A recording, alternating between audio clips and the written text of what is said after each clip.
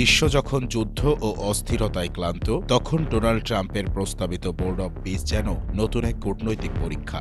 সেই পর্ষদে রাশিয়ার president Vladimir পুতিনকে আমন্ত্রণ জানানো শুধু একটি আনুষ্ঠানিক সিদ্ধান্ত নয়, বরং আন্তর্জাতিক রাজনীতির প্রচলিত মেরুকরণ ভাঙার একটি সাহসী ইঙ্গিত।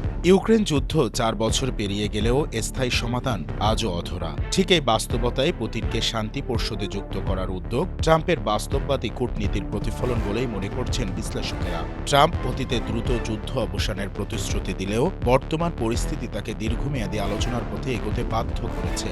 ক্রেমলিন জানিয়েছে প্রস্তাবটি গুরুত্বের সঙ্গে বিবেচনা করা হচ্ছে। অন্যদিকে মধ্যপ্রাচ্যে গাজা সংকট ঘিরে নতুন প্রশাসনিক কাঠামো গড়ার আলোচনাও এ পর্ষদের বড় লক্ষ্য।